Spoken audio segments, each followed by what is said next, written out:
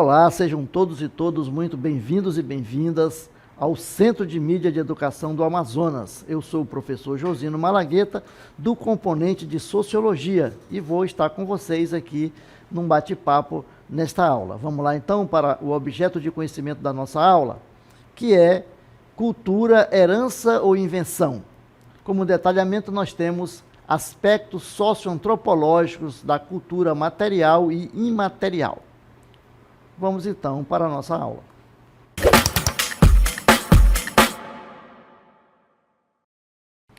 Muito bem, vamos então trazer aqui dois conceitos que são importantes para que a gente entenda a questão da cultura, que é natureza e cultura. Vamos então definir esses termos. O que é natureza? A natureza é todo espaço natural, né? Isto é o conjunto de fenômenos do mundo físico, que não depende da intervenção humana para nascer ou se desenvolver. Eles já estão aí, eles estão naturalmente, né, colocado aí no espaço. Então isso nós chamamos de natureza, né? As montanhas, os rios, a floresta, né? Isso é o que nós chamamos de natureza. Né, os animais, né, os vulcões. E cultura. O que é a cultura?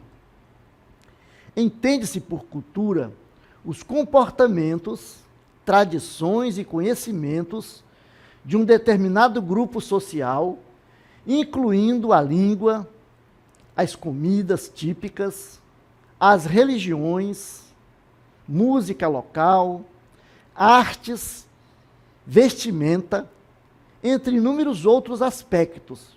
Então, podemos dizer que a cultura é aquilo que é produzido pelo ser humano, né? Pelo homem, pela mulher. Não é isso?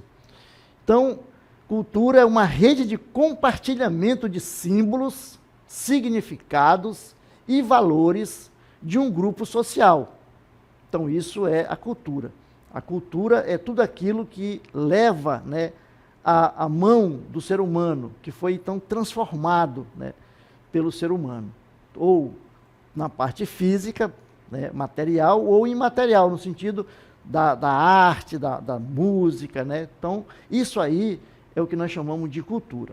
E nós vamos então, é exatamente sobre isso que nós vamos conversar nesta aula. Então, o significado do termo cultura, né?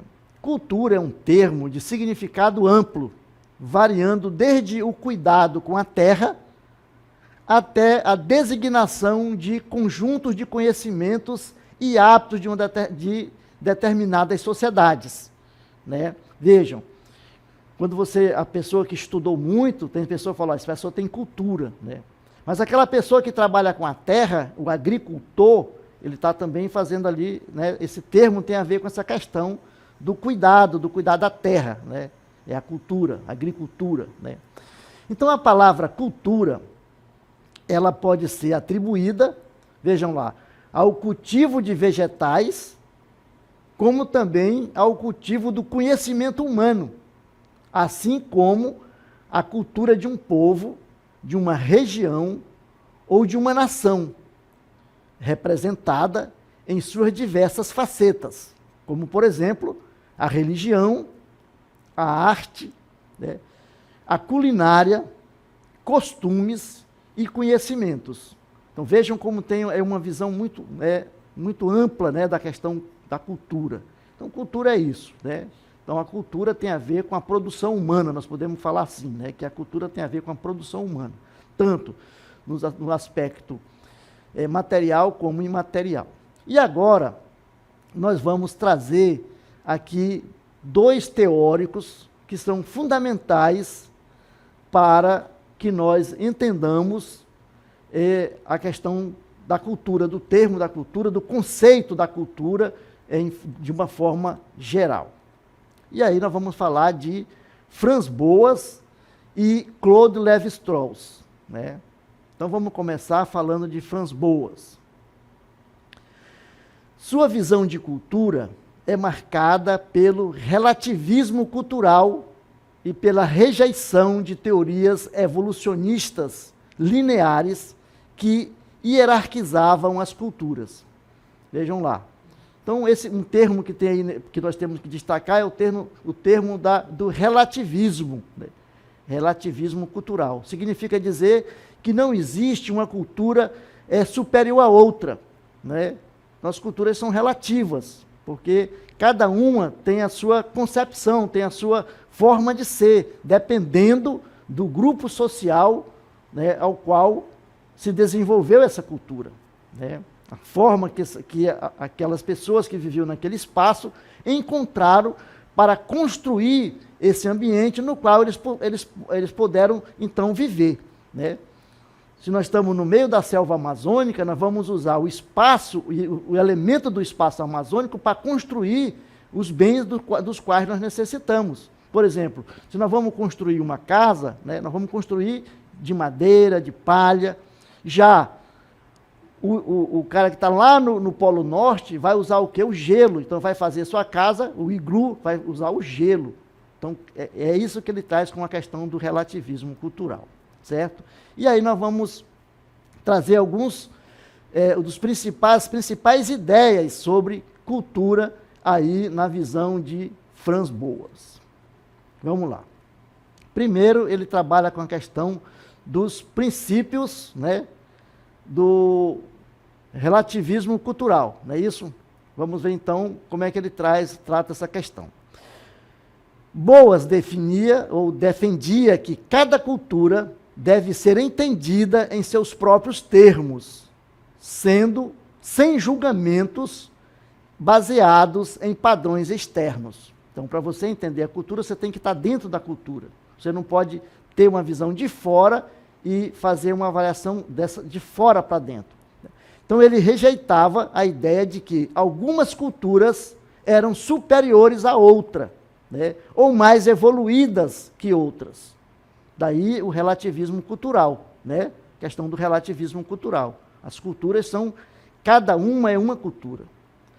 Para ele, para Franz Boas, as diferenças culturais, elas não são resultado de estágio de desenvolvimento, mas de contextos históricos, ambientais e sociais específicos.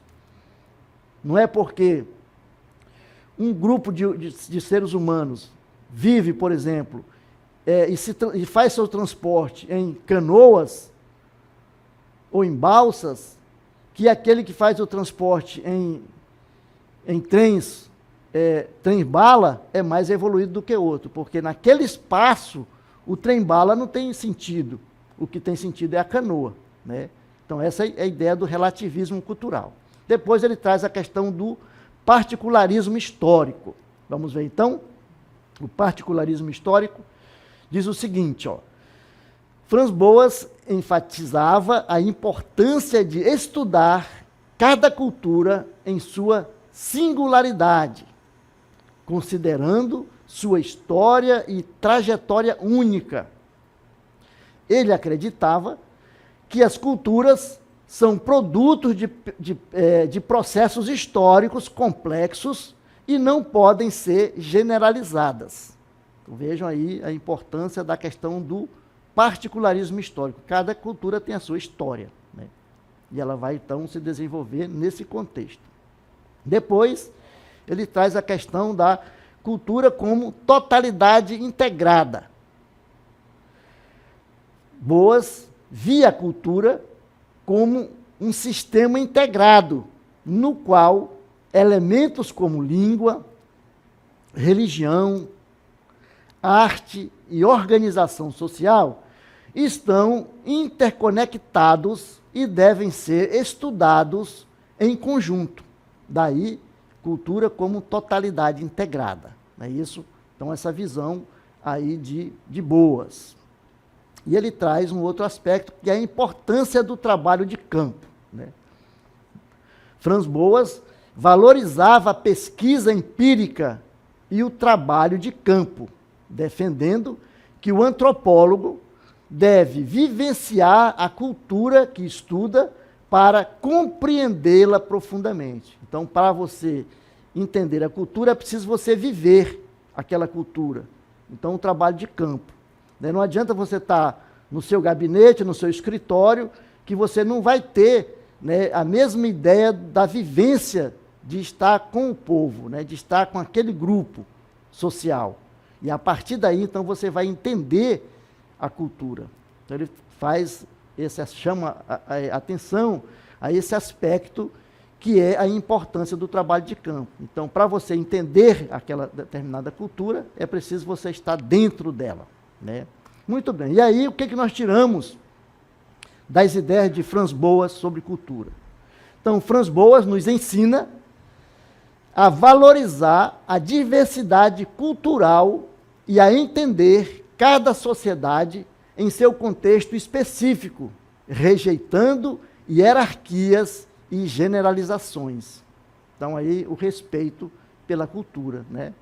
Então, cada cultura é uma cultura e merece ser respeitada no que ela é. Muito bem, então a gente fecha aqui, né, as ideias de Franz Boas sobre cultura e vamos, então, trabalhar com um outro teórico que nós colocamos na aula, que é Claude Lévi-Strauss. As principais ideias, né, sobre a cultura aí trazida por Claude Lévi-Strauss. Ele fala, então, na questão do estruturalismo. Lévi-Strauss propôs que as culturas são organizadas a partir de estruturas profundas, muitas vezes inconscientes, que podem ser decifradas por meio da análise de mitos, rituais, parentesco e linguagem. Então, veja a importância de você estudar, né, essas questões daí de cada cultura, a questão dos mitos, né, a questão dos rituais, né, a questão de parentesco, a questão da linguagem, dentro da compreensão da cultura. Ele acreditava que, embora as manifestações culturais sejam diversas, elas refletem estruturas universais da mente humana. Então, essas questões, elas atravessam todas as culturas, né? Se você estudar as culturas, sejam elas quais forem, ou de que espaço geográfico seja, elas têm, então, essa linha, né, que você vai, então, perceber que todas elas têm essa mesma características, né, independente de onde seja que ela se desenvolva. E aí, então, nós vamos ver a questão da cultura como sistema de significados, né? Segundo o Lévi-Strauss, a cultura é um sistema de símbolo, ou um sistema simbólico, no qual os elementos, como, por exemplo, os mitos, os rituais e as práticas sociais, adquirem significado a partir de suas relações com outros elementos dentro do mesmo sistema. Então, aí a questão da cultura como sistema de significados. As culturas, ela traz esses sistemas de significado que podem ser, a partir do estudo deles, pode ser entendida, né, a cultura em si. Outra questão, né, que ele traz é a questão da universalidade e diversidade. Vejam lá, Lévi-Strauss reconhecia a diversidade cultural, mas buscava identificar padrões universais que pudessem explicar as semelhanças entre diferentes sociedades. Por exemplo, ele estudou como o tabu do incesto é uma regra presente em praticamente todas as culturas, né? Então, o que é a questão do padrão do incesto? É o respeito que se tem, né, de a pessoa respeitar, por exemplo, o indivíduo homem ou a mulher, respeitar o filho, né, ou a filha. E isso, então, em todas as culturas existe, então, esse tabu do incesto, né? Então, é uma questão que atravessa todas as culturas, né? Então, ele traz essa questão aí. Muito bem. E aí, vamos falar do mito e pensamento simbólico.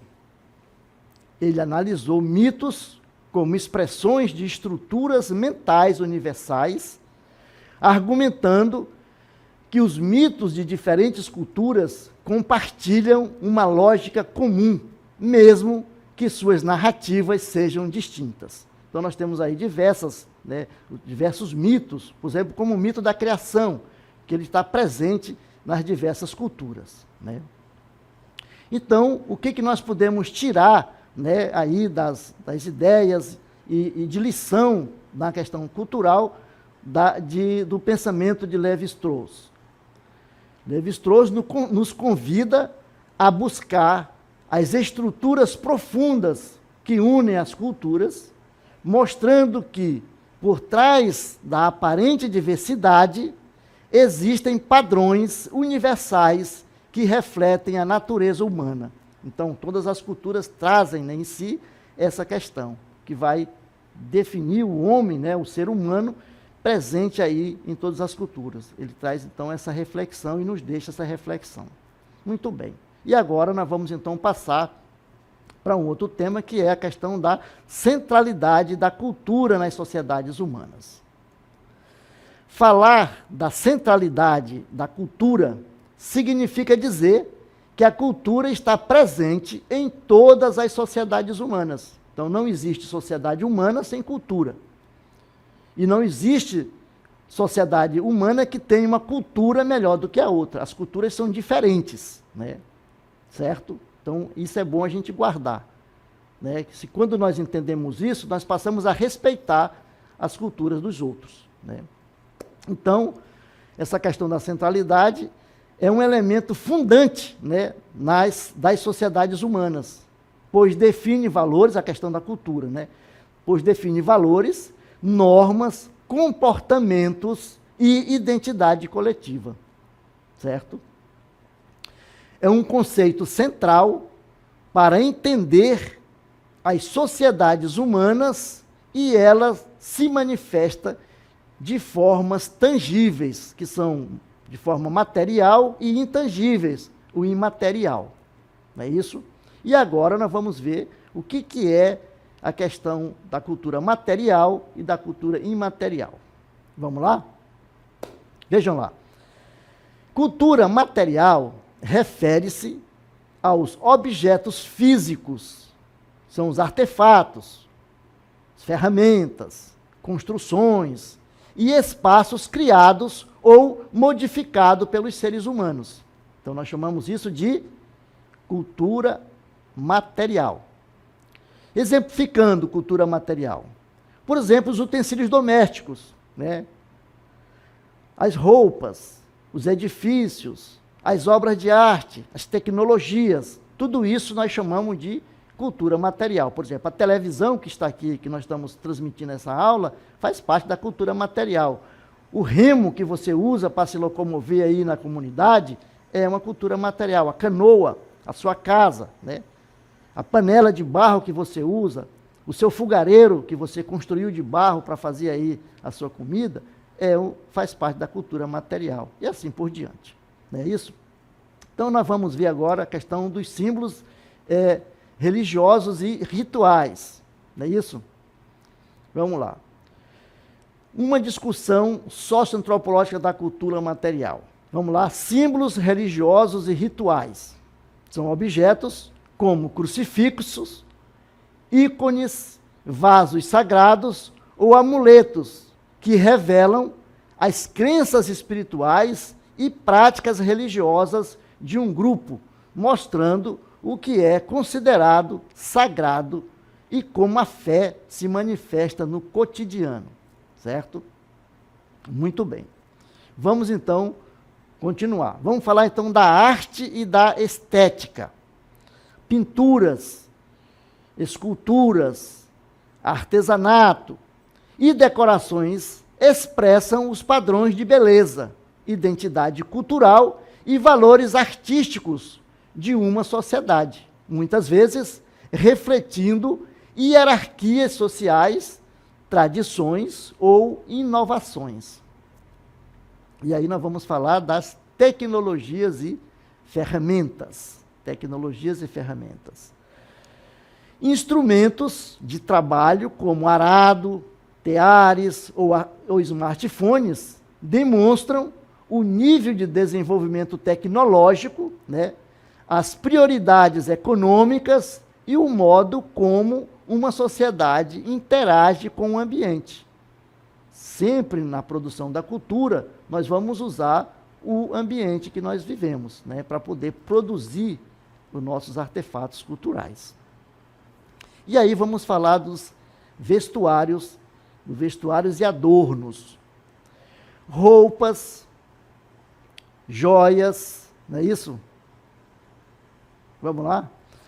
Roupas, joias, tatuagem e penteados comunicam identidade, status social, papéis de gênero e até filiações políticas ou étnicas, revelando normas culturais e valores coletivos. Em algumas comunidades, as tatuagens que se usa, né, vai dar uma identidade, vai dar um status para aquela pessoa, para aquele indivíduo, dentro da sociedade, né, dentro da sociedade onde ele vive. O tipo de adorno que se usa identifica, né, o indivíduo como um ser que tem, por exemplo, dentro da sociedade uma hierarquia, né, um poder hierárquico. Muito bem. Vamos falar então da arquitetura e espaços públicos. A construção de casas, templos, praças e monumentos reflete a organização social, valores coletivos, como grandiosidade ou simplicidade, e práticas cotidianas, como vida comunitária ou hierarquia. Por exemplo, na época da Idade Média, né, se construía templos, igrejas, né, grandiosas, suntuosas. Era uma forma de mostrar ali a sua religiosidade, né? Então, está muito presente aí a questão da arquitetura, e os espaços públicos também refletem a cultura de um determinado povo e também de uma determinada época, né, no espaço e no tempo. Muito bem. E agora nós vamos tratar da cultura imaterial, dando aí uma definição. O que é a cultura imaterial? Cultura imaterial refere-se às práticas, tradições, conhecimentos, rituais, expressões artísticas e saberes transmitidos oralmente ou por meio de práticas sociais. Então, esse conjunto todo nós chamamos de cultura imaterial. Vamos então exemplificar, para a gente ficar mais claro. Por exemplo, as danças, né, as músicas, as festas populares, a culinária, as línguas e mitos compõem o que nós chamamos de cultura imaterial. Não é isso? E agora nós vamos fazer aí uma preservação da identidade, no sentido da cultura. Não é isso? Vamos lá. Então aí uma discussão, né, socioantropológica da cultura imaterial, trazendo aí essa reflexão da questão da preservação da identidade cultural. A cultura imaterial, como danças, festivais, contos e rituais, é essencial para manter viva a identidade de um povo, reforçando seus valores e sua história. Então a questão aí importante, né, a questão da preservação da identidade cultural a partir, né, da cultura imaterial, como as danças, as festas, né, os rituais que se tem, vão então dar uma identidade àquela determinada sociedade. Segundo ponto é a transmissão de conhecimentos tradicionais. A cultura imaterial tem essa possibilidade de fazer essa transmissão de conhecimentos tradicionais, como, por exemplo, técnicas artesanais, medicina tradicional, a culinária e outras práticas imateriais carregam saberes ancestrais que, sem registro e valorização, podem se perder com o tempo. Então é preciso que as comunidades, as sociedades, façam uso, né, dessas tradições, continuem com essas tradições, para que sejam, então, transmitidos esses conhecimentos tradicionais, por exemplo, na questão daí da medicina tradicional, a questão dos chás, né? Dos benzimentos, né? Então existe aí a questão das rezadeiras, né? Que vão fazer, tem toda uma questão cultural envolvida aí, né? Então é preciso que isso seja mantido para que a cultura e a identidade daquele povo permaneçam. Muito bem. E aí vamos então para a questão do fortalecimento da coesão social a partir, né, da cultura chamada cultura imaterial. Fortalecimento da coesão social. Celebrações coletivas, como festas populares e ritos religiosos, aproximam as pessoas, né, criando vínculos comunitários e senso de pertencimento. Quando você participa, né, dessas ações culturais, você fica mais perto, né, da sua comunidade, você se identifica com ela. Então, isso vai dando uma coesão social, uma união, né, da comunidade e da cultura. Muito bem. E aí nós vamos para a resistência, a homogeneização cultural. Em um mundo globalizado, a cultura imaterial ajuda a proteger a diversidade cultural, evitando que tradições locais sejam substituídas por padrões massificados, né? Então, no sentido aí do mundo globalizado, né, que a gente vive, homogeneizar a cultura, isto é, colocar tudo no mesmo nível, né? Então, as culturas, elas vão se preservar, vão resistir. Então, a cultura imaterial, como, por exemplo, as danças folclóricas, né, os rituais, os benzimentos, as rezas, né, vão, então, mantendo, né, essa cultura presente e conseguindo enfrentar toda essa questão aí da globalização e da homogeneização, certo? E aí o quinto ponto, educação e diálogo intergeracional, entre as gerações. A oralidade, as lendas e os costumes são formas de conectar gerações, permitindo que jovens aprendam com os mais velhos e perpetuem suas raízes culturais. Então você vê que é importante a cultura imaterial, porque ela vai trazer, né, todas essas questões, né, de rituais, né, de danças folclóricas, de tradições, que vão unificando e que vão fortalecendo as culturas e mostrando que cada cultura é importante, né, dentro do espaço, porque ela traz e dá uma identidade para cada grupo social, permitindo que você viva os seus valores, né, os seus comportamentos, né, as suas festas. E isso é importante. E que dentro, né, de uma sociedade, nós temos aí uma cultura que ela é geral, mas as culturas, elas podem, dentro da mesma sociedade, grupos que vão ter cultura diferente. Por exemplo, dentro do Brasil, né, nós somos um país que temos uma cultura nacional, mas cada região do país tem a sua cultura e que preserva, né? No Amazonas nós temos a nossa cultura, né?